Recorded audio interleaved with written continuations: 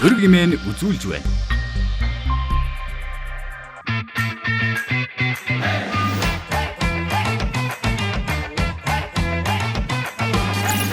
Бизнес ураг нэвтрүүлэг энэ удаа нээлттэй бөгөөд хосолсон блокчейн технологиг хөгжүүлж байгаа Corex компани технологи хариуцсан захирал зол жаргалтай ярилцах болно.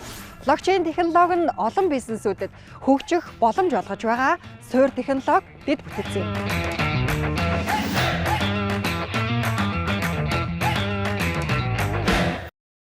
Та хоёрт бас их ярих агуулга их байна. Блокчейн технологитой Монгол инженеруудын өөрсдийн яг бүтээж байгаа хосолсон бөгөөд бусад компаниудад нээлттэй байдлаар хөгжих боломжийг нь олгож байгаа ийм суурь дэд бүтцийг хөгжүүлж байгаа гэдэг утгаараа блокчейн технологиг нэлээд ярих нь. За мөн та өөрөө бас 11 жил Монгол Улсын их сургуульд IT програм хангамжийн багшаар ажиллаж байгаа гэдэг утгаараа энэ чиглэлийн хүний нөөцийн энэ эрэлттэй байдлыг хэрхэн хангахыг гэдэг талаар бас тэр ийм гурван агуулгын хүрээнд нэлээд ярих нэ.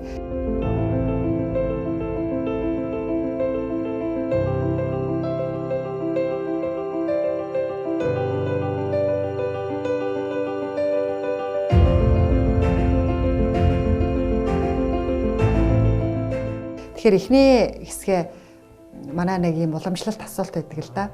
Таны эргэлтийн цэг болж исэн үйл явдал нь юу вэ? За энэ түрүүнд ярилцлагандаа урьж оролцсоосонд баярлалаа. Тэгээд эргэлтийн цэг ерөнхийдөө багасаа л нэлээд тийм хичээлтэй хүүхэд байсан.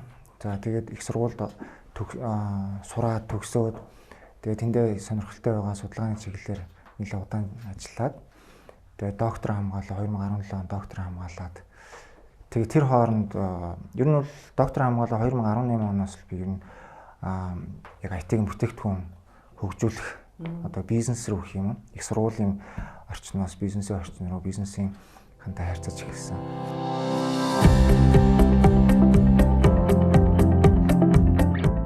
Одоо яагаад ингэсэн бэ гэхээр энэ үед яг юу болсон бэ гэхээр за яг Монголд одоо ихэнх хүмүүс одоо нэг зовлонтой одоо юу гэдэг нийгмийн тухайн үеийн байдлаас болоод ч юм уу нэг юм өвчнөд болсон байт юм.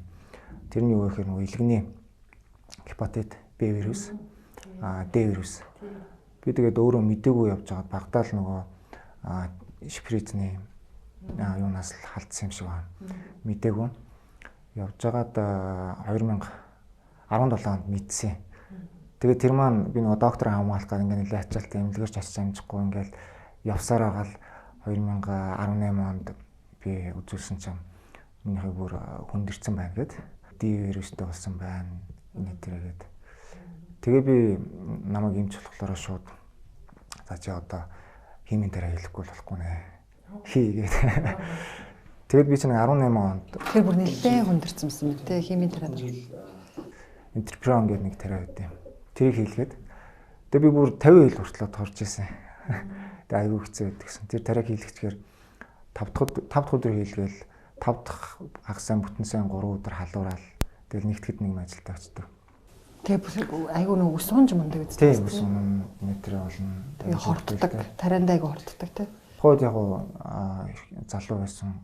Яг ид бийж уулан гайгүй байсан. Тэгээ юугаар алдаа авч гарсан. Тэгээ үүнээс тэндээс би юу гэж харсан байх гэхээр за ер нь бол бид нэр тэгээд тэр чи яг ингээд улсын эмнэлгээр яваад энэ хэтрээ болоод ингээд ер нь хүндэл юм байлаа. Тэгээд тэр тариач өөрөө нэлээд өндөр өртөгтэй. Тийм. Эндээс нэлээд тийм багшлаад багшийнхаа хажуугаар доктор хамгаалж исэн үе юм тий. Хамгаалж исэн. Тэгээ эндээс ер нь бидэд болохоор би болон манай бусад одоо судалгааны ажил хийдэг багш нар нийлээд компани байгуулах шийдвэрт хүрч ирсэн. Тэгээ гол нь бол бид нэр ямар нэгэн байдлаар тийм санхүүгийн тодорхой эрхчлөлөнд хүрэхгүй юмаа гэхэд өөр тийм их үсвэртэй байх хэрэгтэй юм байна гэдэг ойлголтыг бол тэндээс аваад.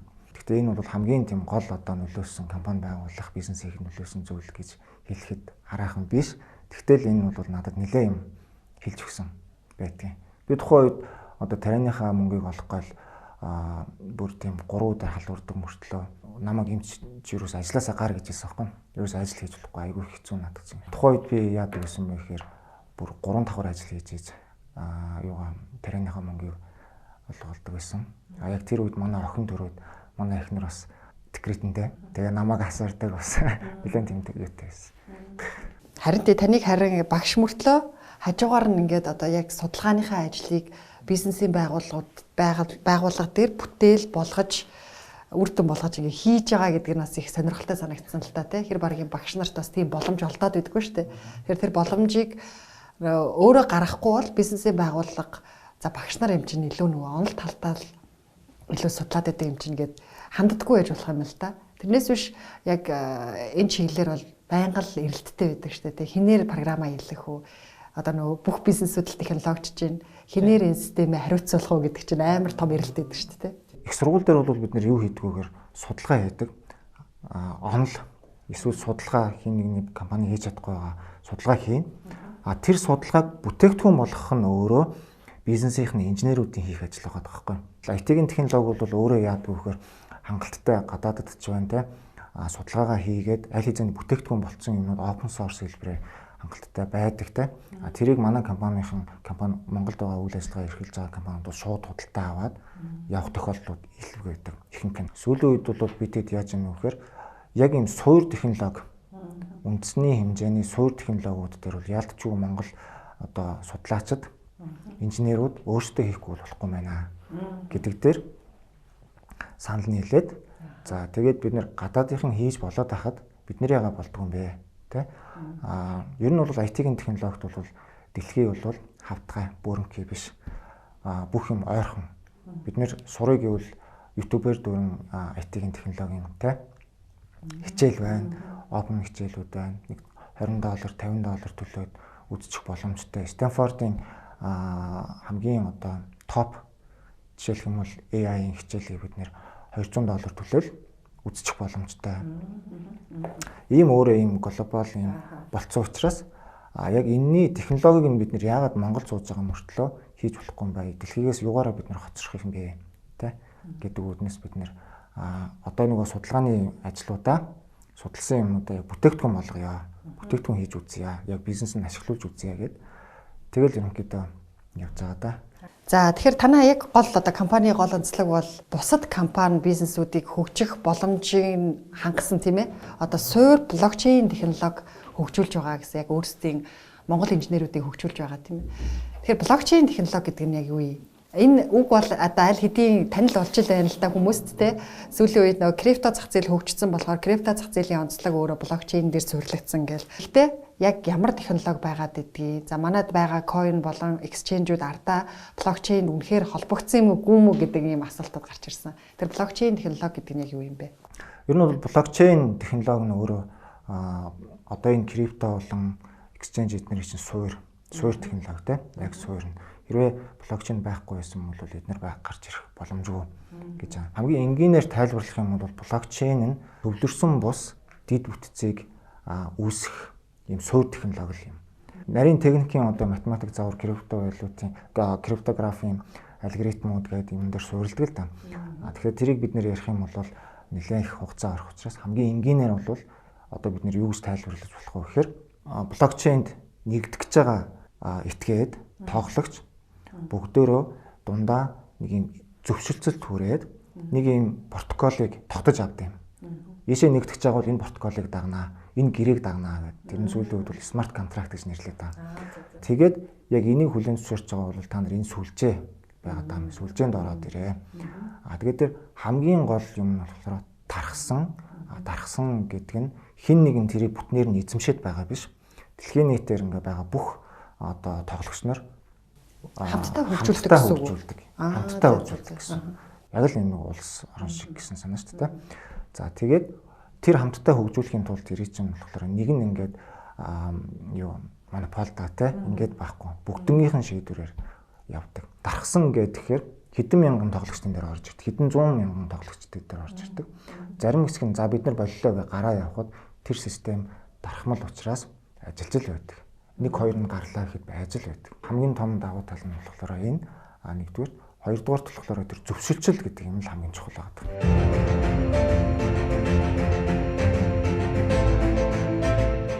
Өнөөдрийн нэвтрүүлгийн зочин хөтлөгчөөр Голомт банкны мэдээллийн технологи хариуцсан захирал Сайн бэлэг Төмөн шууд компани гүйцэтгэх захирал Болднаар өргөдөж ярилцлаа. блокчейн технологи дээр суурилж бизнесүүд яаж технологийн дараагийн түвшинд хүрэх вэ? Тэ бизнесээ яаж хэлбэрчилж технологижуулах вэ гэсэн талаар агуулгаар ярьсан л та. Тэгэхээр үргэлжлүүлээд бас энийг илүү энгийн болгож ярих гэж төлөвлөж байна.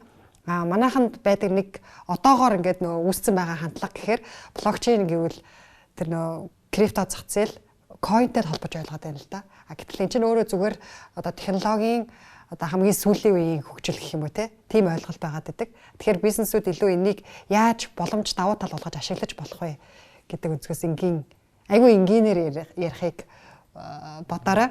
Ерөнхийдөө бол өөрөө ч яг хэлсэн яг зөв. Өөрөлдөх юм бол нөгөө coin гэдэг буюу cryptocurrency гэдэг үнцэг маань Монгол нэлээд ингэж явцсан. Тэгээ тэрний ардалт нөгөө блокчейн гэдэг үг уягдцсан.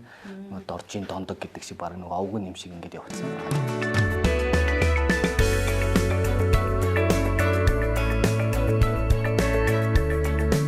Энэ маань блокчейн маань өөрөө салбар голохгүйгээр маш олон давуу талуудыг олох болж байгаа. Зөвхөн одоо энэ cryptocurrency гэдэг үнцгөр биш. За жишээлбэл банкны салбар гэж ярьж байгаа. Тэгэхээр банкны салбар дээр маш олон үйлчилгээнүүд байдаг. Тэрний одоо ингээд нэлээд бас ингээд ач холбогдол өгдөг үйлчилгээний нэг нь бол одоо шинэ төлбөр тооцооны үйлчилгээ байна. Төлбөр тооцооны үйлчилгээн дээр жишээлбэл бид нар одоо олон улсын гүйлгээхдээ SWIFT гэж үлзээ ашиглаад хийдэг. Тэгээд хоёр банк нь байж байгаа 3 дахь байгууллага дунд нь орж ирээд банкнаас нөгөө банк руу шилжихдээ очиход энэ хооронд identification буюу тухайн хүний харилцагч нь яг мөн үү биш үү гэдгийг баталгаажуулж өгдөг ийм процессыг хийдэг.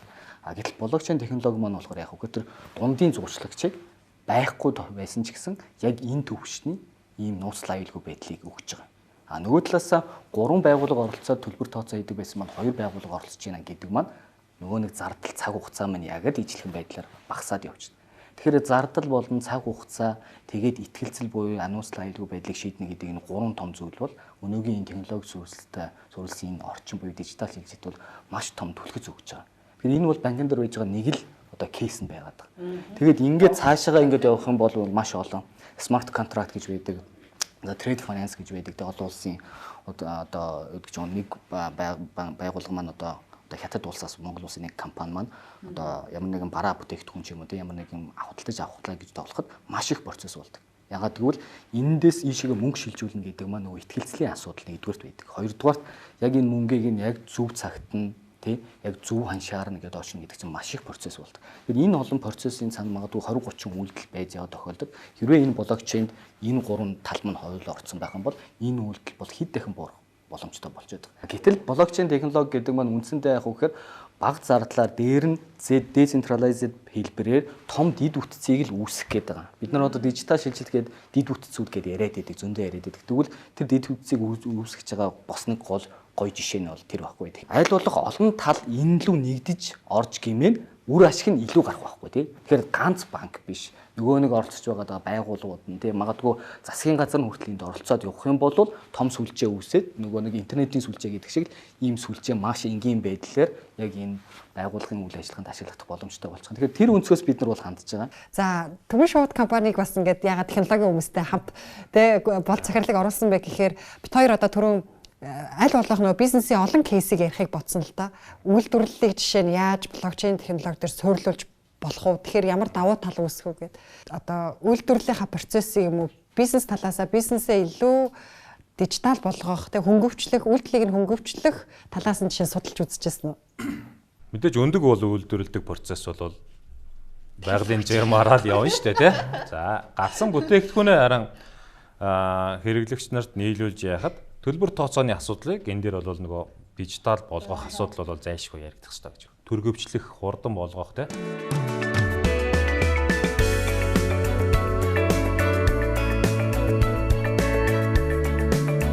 Энэ бол одоо зөвхөн манай компанийн жишээн дээр биш, Монголын бүх олон компаниудын жишээнд холбогдох жишээнүүд.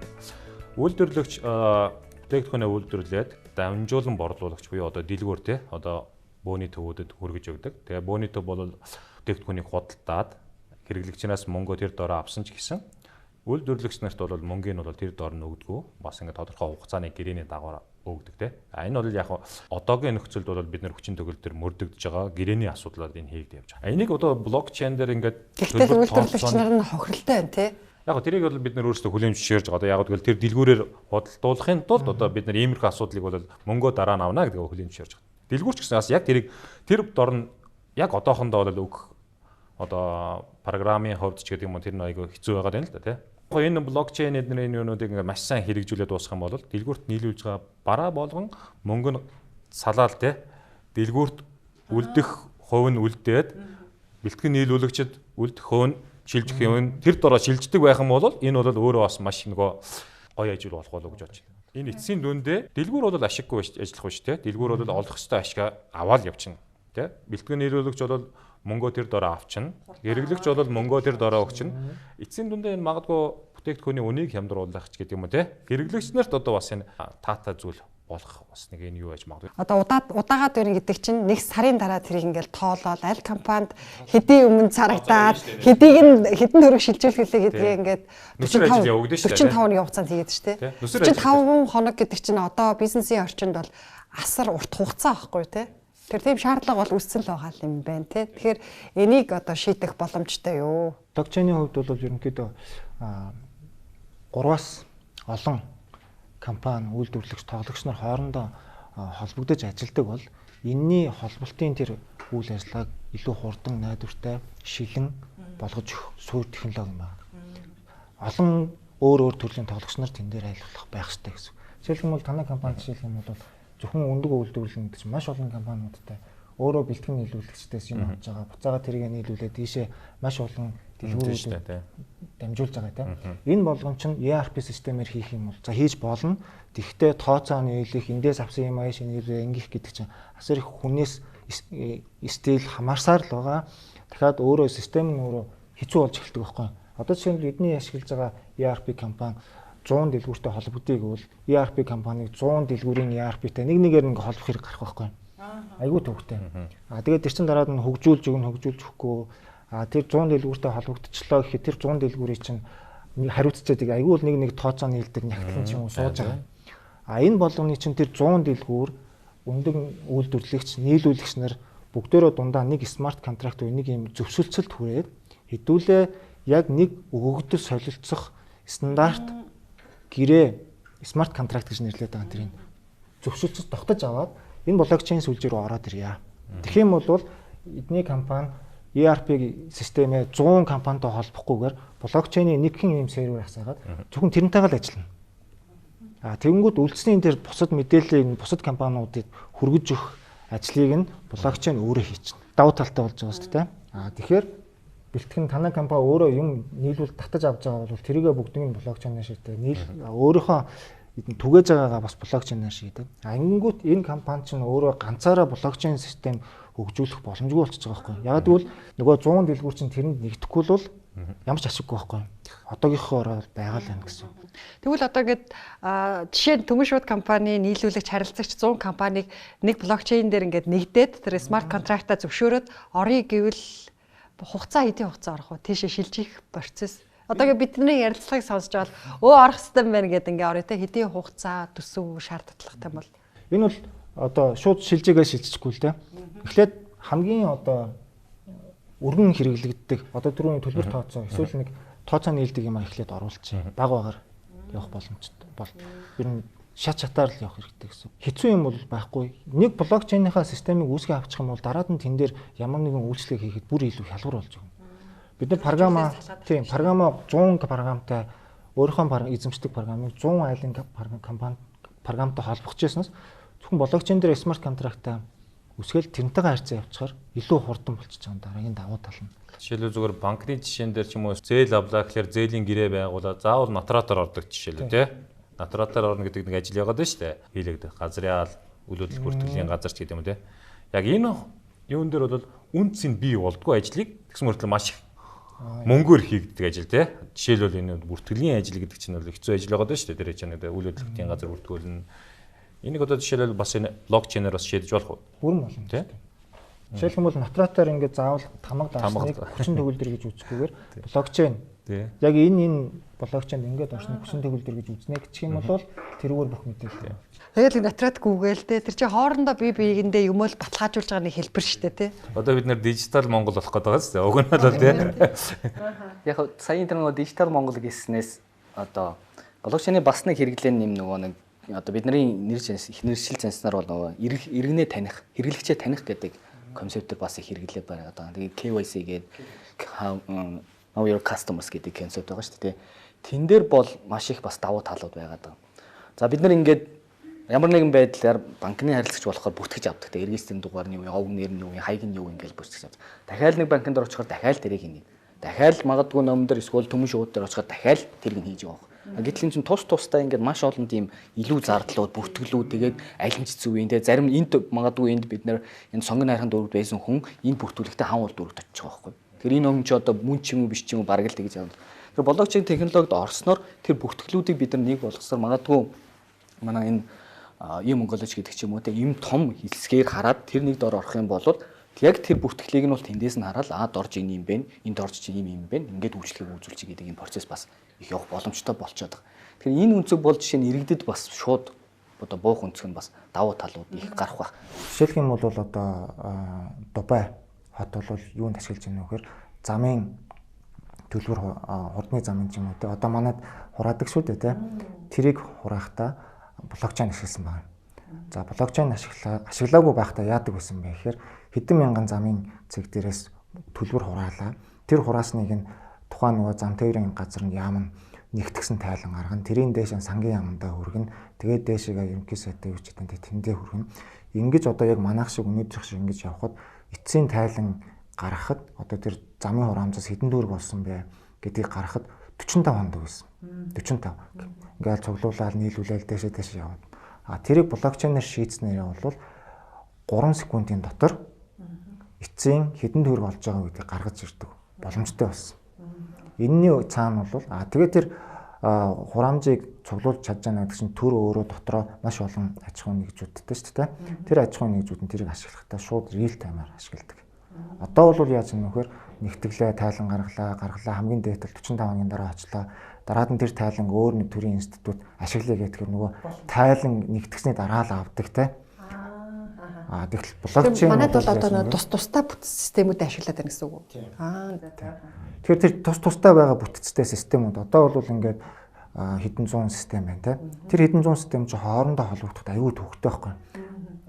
Өөр хийцэн. Тэгээд тэрийг чи хөгжүүлнэ нэтэр. Төрийн үйлчлэгийн бол private network-ыг ашиглана. Зөвхөн төрийн компаниуд юм уу те. Тэнд сонирхож байгаа институтууд л оролцоод тэгээ хоорондоо мэдээлэл солилцсон. Public гэдэг нь одоо бол жинхэнэ нөгөө крипто эднэршлүүж хэлсэн те. За тэгээд бас decentralized буюу дархмал аппликейшн гэж байдаг. Тэд нэр зориулсан. Хүн болгоно нээлттэй, дэлхийн нийтээр нээлттэй. Ингээд хоёр төрлийн байдаг. Манайд одоо сая одоо блокчейнд хэрэглэж эхэлж байгаа юу н одоо үзэгдэл нэх юм уу? Крипто дэрх шиг байна тий. За 4 coin хэд вүлээ? 4 хөрөнгөний бирж байгаа. Тийм 4 байгаа. 4 coin байгаа тий. 4 байна уу 5 байна уу? 5 coin байгаа. Тэр энэ болгон чинь өөрөөсөө цаана блокчейнтэй гэсэн үг. Блокчейнд холбогдсон байх нь ер нь зайлшгүй шаардлага үстэй тий. Тэр системээ яаж хөгжүүлж байгаа гэсэн үг. Биржүүд янз бүр. Зарим нь centralized одоо манай exchange үсчин төвлөрсөн exchange байхгүй юу? Гадны системийг худалдаж авч түрээсэлж ашиглаж байгаа гэсэн үг. Зарим нь өөртөө хөгжүүлсэн байгаа, зарим нь түрээсэлсэн байгаа. Тэгвэл зарчмын хувьд болохоор төвлөрсөн байхгүй юу? Төвлөрсөн. Нэг газраас одоо таны газар нэг exchange бүртгүүлээ тэн дээр ингээ арилжаа хийж байгаа шүү дээ. Цаана зарим нь яг нөгөө арилжааныхаа гүйлгээг зарим нь бол блокчейн дээр бичлэл хийж байгаа. Зарим нь хийдэггүй. Блокчейн дээр хийдэггүй.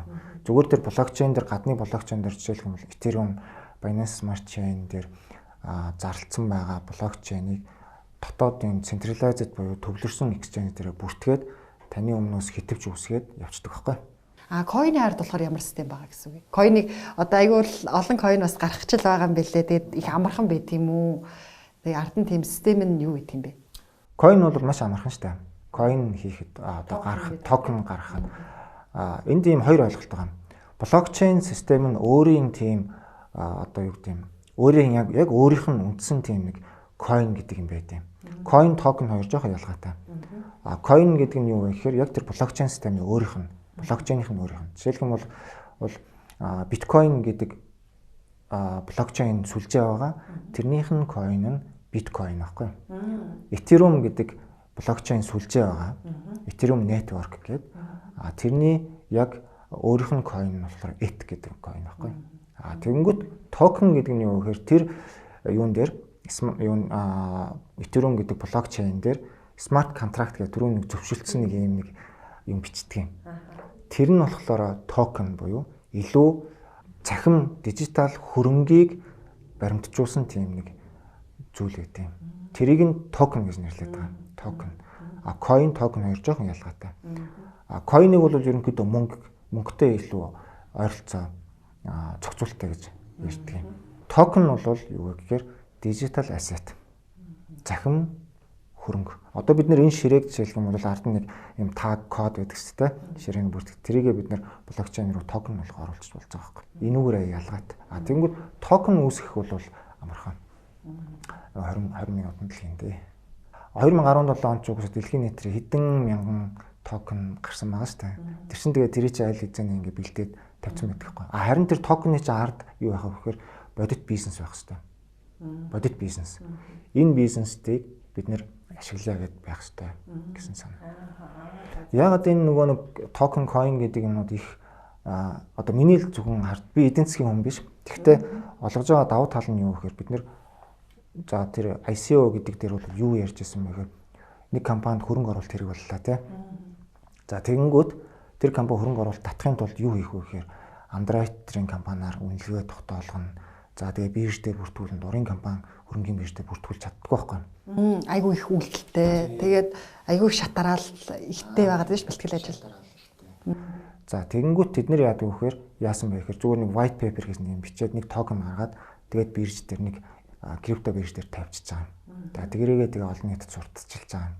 Гэмэгц тийшээ чинь болохоор дурын хүн ороод крипто тэр токен орно крипто валютаар нь хөрөнгө оруулалт хийдэг байхгүй. Ерөөсөө 20 минутын дотор л тэр бирж дээр одоо бүртгүүлжсэнс 20 минутын дотор бид нэр токен үүсгэж чадна. Харин хойно нь яг тийм тодорхой бизнес байх хэрэгтэй. Тэрийг л ялгах хэрэгтэй биш авах чаа хүн бол тий. Тэгээ бизнес нь явцгүй тийм юм уу нөгөө юуг нь токен худалдаж авчаад нөгөө бизнесийн дампуурангууд алга болонгод нөгөө токен дагаа алга болчихж байгаа байхгүй. Тэгэхээр одоо манайд ингээд ийм өөрсдийн хөгжүүлсэн тусдаа ийм хосолсон ийм блокчейн систем бий болчингууд бизнесүүдэд ямар давуу тал болгож байгаа гэсэн үг юм. Эсвэл бид нар зүгээр мөнгө төлөөд тэр гадны сүлжээг нь ашиглахаас юугаар ялгаатай? Яа. Энд дээр ерөөсө зардлын л асуудал байна. Гадны сүлжээг ашиглахаар асар өндөр юутай шимтгэлийн орлоготой байхгүй. Шимтгэл төлөх шаардлага гардаг байхгүй. Шимтгэл төлнө. Хоёр талхлаараа тэр гадны технологиудыг одоо яг за coin гарах бол тустай асуудал. Би тэр талаар нэг тийм ярих дургүй нэг сонирхол. Зүгээр яг жинхэнэ утгаараа өөрсдийнхөө одоо enterprise системүүдийг эсвэл яг түрүүний нэг одоо байн жишээ шигтэй блокчейн хөгжүүлээ гэх юм бол Монголдо ядаж нэг юм зөвлөгөө өгдөг компанитай Монголынхаа сүлжээн дээр явахгүй бол хамгийн гадны сүлжээн дээр аваач гэх юм бол ядаж нэг privacy-ны мэдээллийн аюулгүй байдал, нууцлалын асуудлууд үүсч эхлэх байхгүй. Одоо Ethereum гэдэг сүлжээн дээр нэг гүйлгээ ихэд ойролцоогоор нэг одоо Ethereum нь өөрөө өсөд байгаа болохоор төлөх гэж байгаа юм $18 байна. Нэг л гүйлгээ юм биш үү? Тэгвэл бас айгүй өндөр төлбөр юм биш үү тий. Тэгээд энийг одоо шийдэх гэсэн өөр одоо гадаадын шийдлүүд бол гарч ирж байна л да. Cosmos гэж гарч ирж байна, Solana гэж гарч ирж байна. Ингээ бусад юмуд гарч ирж байна. Асар олон гүйлгээг бид нэр тэн дээр бүртгэх хэрэгтэй байна шүү дээ. Тэр болгонд одоо $1 төлөөд байвал зардал нь явах гэдэг асуудал байхгүй. За. Тэгээд энийг хийх харин тийм амархан байсан уу? Одоо та нар өөрсдөө дангаараа хийж байгаа шүү дээ, тий. Одоо тэр чинь блокчейн гэдэг олон улс даяараа тархсан тэр сүлжээний нэг хэсэг болж хөгжиж байгаа гэсэн үг. Тусдаа өөрөөр яг тэр технологиор өөр системийг бий болгож байгаа гэсэн үг юм уу? Тэр технологиор өөр системийг. Бид эдийн судалгаа бол 2014 оноос хойш эхэлсэн. Маш их судалгаа хийсэн. Хэд хэдэн магистр удирдах хамгаалуулсан тэрний маань үр дүнгүйчэнд явж байгаа. Бидний бүр компани дээр 3 зөвхөн блокчейн судалдаг 3 яг инженер ингээд фул гаргаад тэгээд энэ дээр чинь ингээд 2018 оноос хойш явсан юмнууд бол маш их байгаа.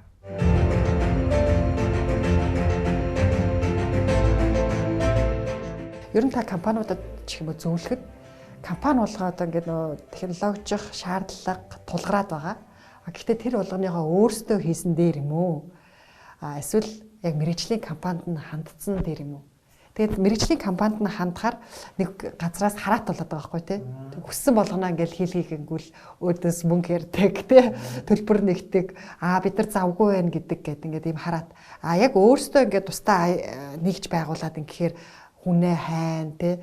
Тэгээд тэрийг тогтмол ажилтай байлгах ч гэдэм үү одоо нэг юм том зардал гаргаж үүдэг тий. Энэ дээр та юу гэж зөвлөх вэ? Энэ дээр одоо тэгэл яг жорын тааруулах хэрэгтэй. Жорын тааруулах хэрэгтэй. Хэд тий ямар систем юу хөгжүүлэх гэж байгаагаас хамаарат. Хэд одоо томоохон компаниуд enterprise системүүдийг 0-оос нь эхлүүлээ өөрөө хөгжүүлнэ бол асар их зардалтай байхгүй. Тэгэхээр тэрийг бол худалдаж авахаас өөр аргагүй тий.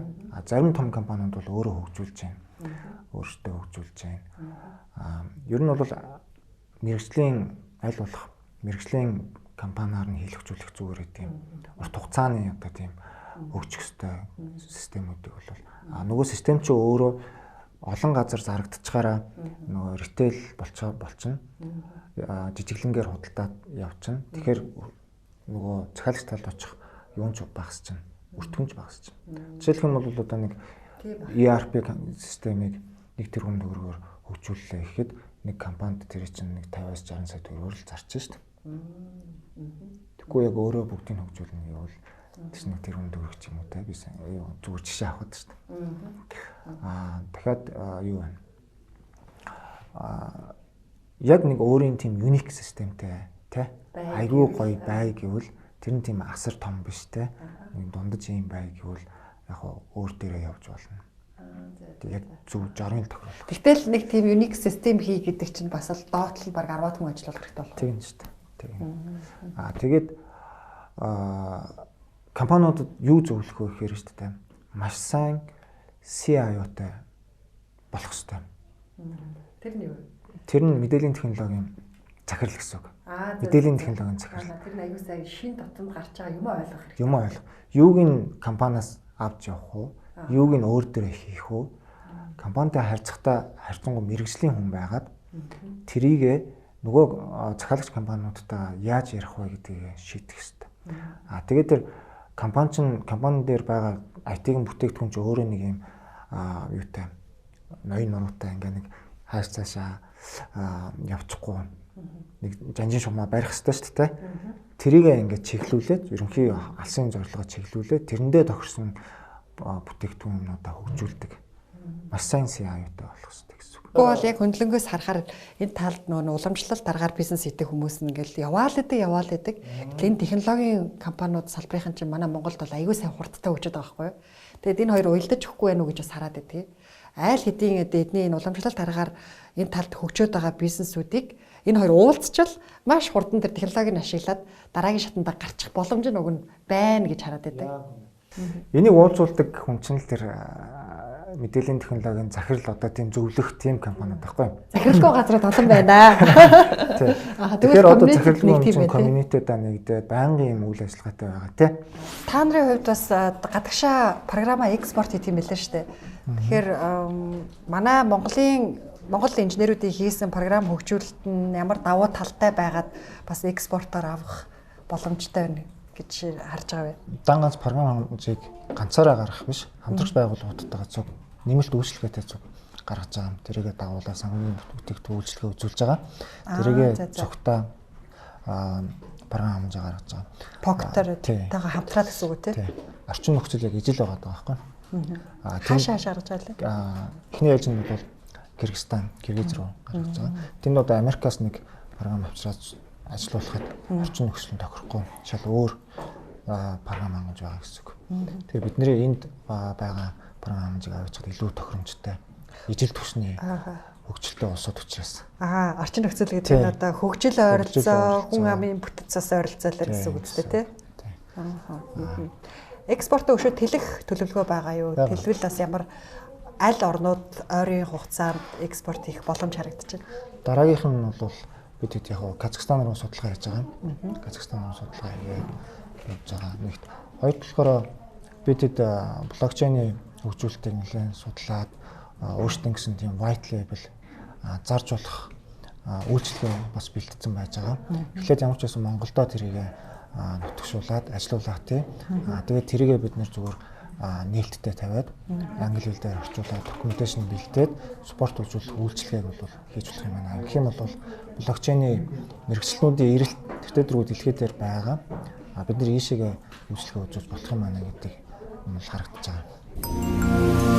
Нэвтрүүлгийн хамтран ажиллагч Тэрийн банк.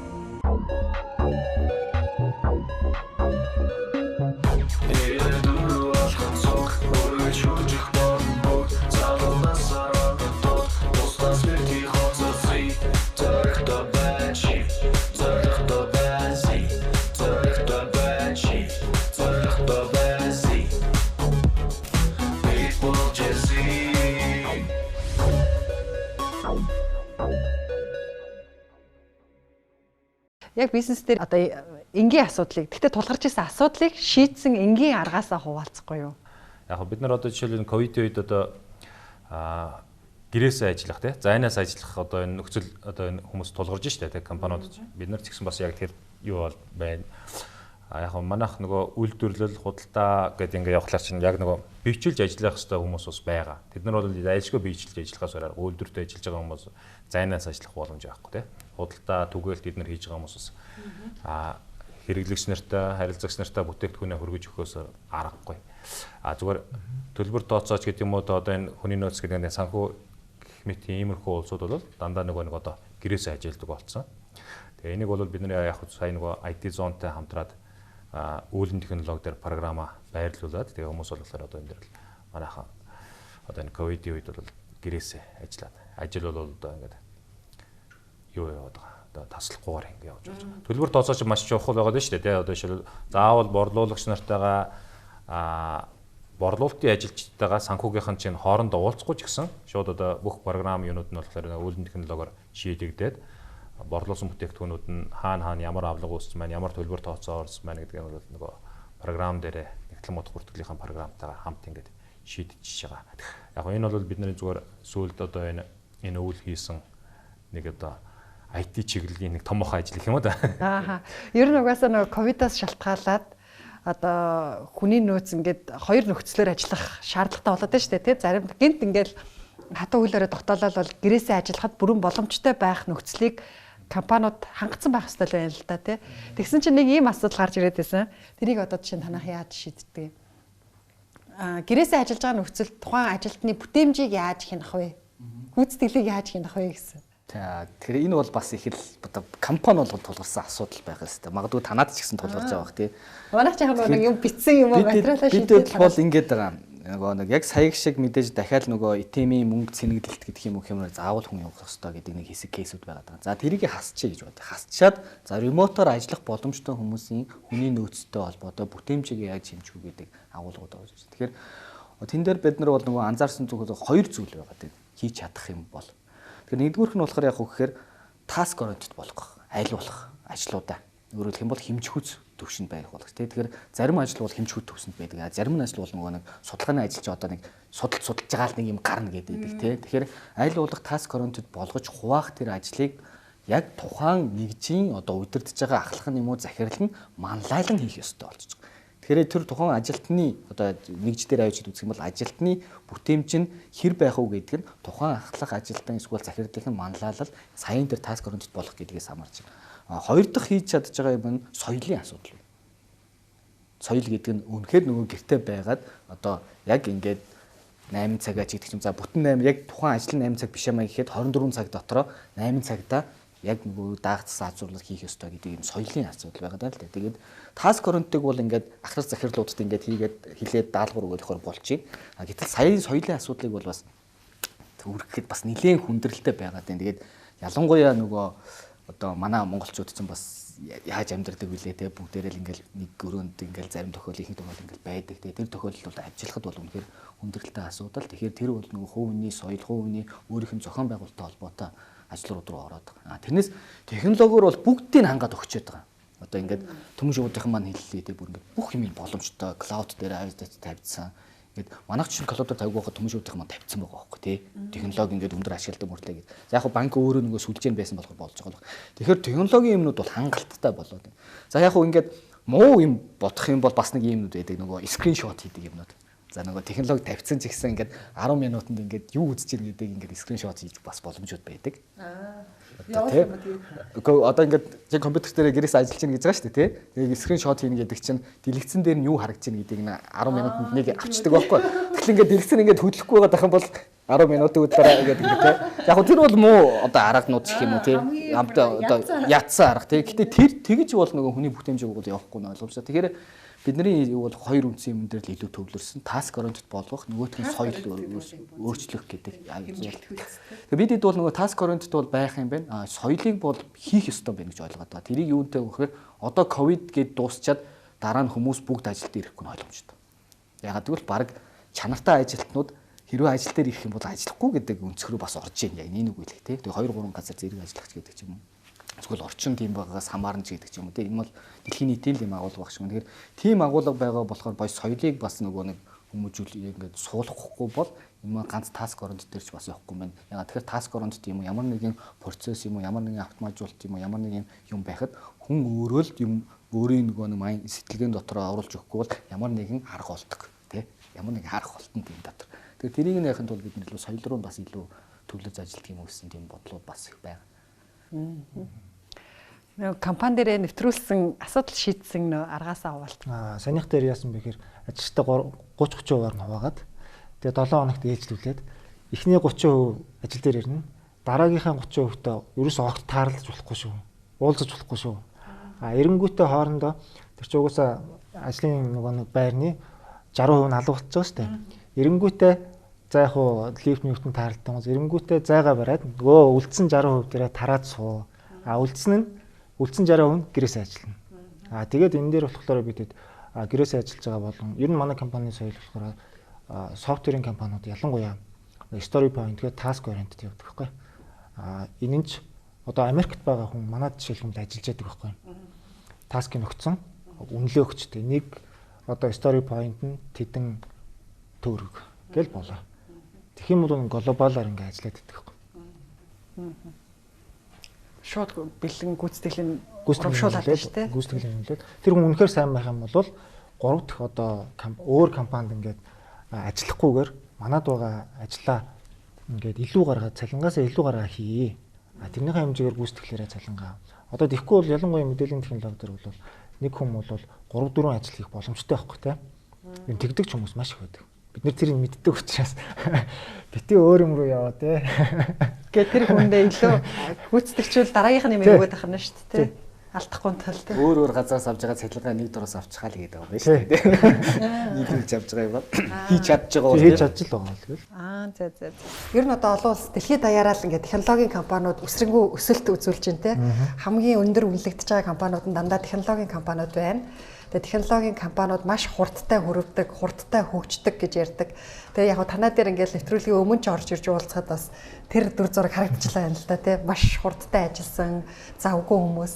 Тэгэд ийм соёлыг компани төлөвшүүлэхэд одоо яг юунаас эхэлэх вэ? Анханасаа ингээд завгүй байх шүү ч гэх юм уу те ойлголт юм уу? Яаж ийм соёл төлөвшүүлдэг юм? Энэ бол яг баг хамт олонны л асуудал. Одоо анх энэ компани чинь эхлэхдээ бид хэд одоо өөртөө код авчаал шүүн болтол суугаал ингээл эхэлж байгаа байхгүй. Тэнгүүд хажууд сууж байгаа хүн чинь яг тэрэнд нь усаал. Захирал нь одоо юу гэдэг код хүчээ суугаад тахад хаяал явдаг байхгүй. Технологийн компани бүгд юм байна. Одоо Google-ийн CEO гэхэд баг код хүчээ сууж байгаа шүү дээ. Онцлог одоо ажлуудаа идэвхжүүлэх ч гэдэг үү те байгууллагын соёл юу байна? Тэрийг бас бид нар өөр байгууллагуудад ноу хау, соёл яаж ажилтгийг бас гэж үзүүлэх дуртай байдаг. Манай нэг онцлог бол дандаа залуучууд байдаг. Бүгд залуучууд. Ер нь бол нэг дундаж наслт нь бол 25 6 л ах. Тэгээ яг бид хэд бол арай нөгөө удирдлагууд бол арай өөр. Ихэнх нь залуучууд. Тэгээ залуучууд учраас аль болох залуучуудад эрхчлөөгөө л болох их хүсдэг. Өөртөө юм хий. Дээрээс нь ингээ заавал тийг ингээд байхгүй. Хийж байгаа ажлын ч гэсэндээ тийх илүү сонирхолтой байдаг. Тодорхой хугацаа та нар өөртөөхөө хийх гээд байгаа хүсэж байгаа юмдаа зарцуул. Энэ дээр ч бид нэр одоо янз бүрийн одоо цалин мөнгө юу гэдэг тийм юм тавихгүй. Шинээр орж ирж байгаа хүмүүсээс За ийм олон юм байна. Чиглэл байна. Аль руу нь хандах вэ? Аль руу нь хийж өгөх гэж өөрөө сонго. Яг ингээд ажлын байранд тухайлж хүн их авдаггүй байхгүй манайх. Хүн ирлээ сонирхлыг асуугаал. Ингээд ороод ирсэн хүн өөрөө илүү сонирхолтой ажилдаг. Эмэгтэйчүүдээс нэлээд байна те. Бас код бичиж байгаа инженерүүд. Дандаа код бичнэ, софтвер инженерүүд. Бидэд бас нөгөө сүүлийн үед мэдээллийн технологи дээр эмэгтэй оюутнууд нэлээд орж инженерүүд их орж ирж байгаа, бэлтгэгдэж байгаа. Тэгээ эмэгтэй хүний бас давуу тал байна шүү дээ. Юмд няхуур, нямбаа ханддаг. Тий.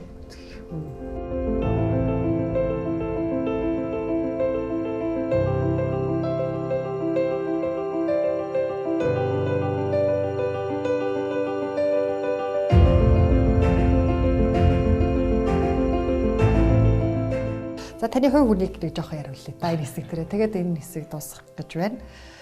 Ер нь юу шүү дээ. Одоо та бас их хэдэн жилийн өмнө мэргэжлээ сонгож ирсэн гэсэн үг үү? 10 хэдэн жилийн өмнө үү? Тий, би чинь бараг 20 жилийн өмнө. Тий, 15 тэр үед нэг тийм тренд болоогүй байсан үед те. Тий. Таны нөгөө түрүүний нөгөө лам байсан те.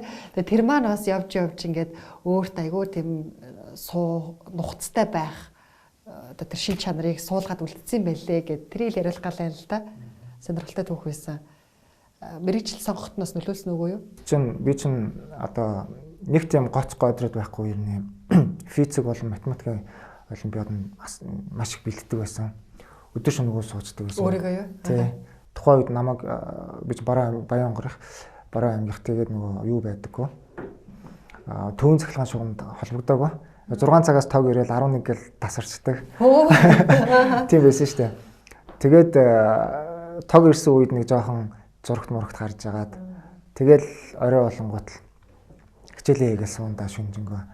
Тэгээд лааныг ирэлцсэн. Тарийг чи бүр багт нь лам болгох чийсэн гэдэгтэй тий? Тий. 90 оны үед чинь манай ээж ингээл 8 хийдэг аав уурхаад ажилтдаг өдөө гараа явчихдаг. Эмээ өвөө хоёр дээрэл ихэнх цаг өнгөрөн. Тэгээ эмээ өвөө хоёр болохоор нэг шүтлэгтэй. За том ачигаа лам болгоно гэдэг. Бис нөгөөхөнд итгэцэн. Тэгээд манай эмээ өвөө хоёр бол надад нэлээд тийм миний хөл номын хүн болох хэвээр. Номын хүн болох хэвээр. Номын хүн гэдэг нь ламын жишээ. Ер нь номтой хүн болох хэвээр гэдэг байсан. Тэгээд тэр маань нөлөөлөд би их сургуульд одоо номын мөр хөгсөн хүн болёо гэд үлдчихсэн. Гол шийдвэр бол намайг их сургуулиас төгсгөд бол зөндөө газар санал иржсэн л дээ. Би ч бас ажиллаж үзчихсэн. Тэгээ ер нь их сургуульдаа үлдчихсэн, нөлөөлжсэн. Тэнд бол манай багш яг тэр би нэг 2 жил хийдэд сууж исэн юм. Тэг хичээлээ хайж өглөө хичээлдээ явчаал өдөр орой сууж байгаа л орой нэг 5 цаг хүртэл суuna. Нэгээс 5 цаг хүртэл суuna. Тэгэл гэртээ хараад даалгавар хийгээл. Тэгээ манай багш тухайн үед нэлээд залуу тийм шинэ дэвшилт үзэл санаатай хүн байсан. Тухайн үед. Тийм. Тэгээд манай багш биднэрт ингээд төвд үсэг заахаасаа илүүтэйгээр бид нэр одоо тэр ном уншиж байгаа лам нарын уншдаг номыг тэр жоохон хүүхэд ойлгохгүй шүү дээ. Цаанаа ямар утга санаатай байгаа гэдгийг. Тэгэхээр манай багш болохоор буддын тийм гүн ухааны ном судруудыг уншаад за одоо энэ ингэж байна. Энэ чинь цаанаа ийм одоо хүн болж төрсний утга учир, ийм сайн сайхан байх ёстой юмыг ингэж өгүүлсэн ном юм а гэдэг яг үлгэр шиг айгүй гоо ярьж өгдөг гэсэн баггүй. Тэгээд та нарын одоо буддын одоо гүн ухаан гэх юм би тэрийг бүр сайн яахгүй л да мэдэхгүй л да. Тэгтэл манай багшийн хэлснээр бол буддын гүн ухааны хамгийн одоо мөн чанар нь өөрийгөө ялан дийлэх байт юм аа. Та нар энд ингээд нэг 4 цаг суухтаа ингээд жомботол суугаа те юмаа уншиж чадахгүй байна гэдэг чинь өөрийгөө ялан дийлэхгүй байна. Том болоод амьдрал та нарт яг л энийг шаарддаг юм аа. Тэрийгээ тэгээ шууд ингээ хэлэхээр ч хүүхд ойлгохгүй шүү дээ. Манай багш маань айгүй гоё тийм үлгэр дам юм. Угаасаа буддын тэр ном судруудыг орчуулах юм бол цаана яг тийм байдаг байхгүй.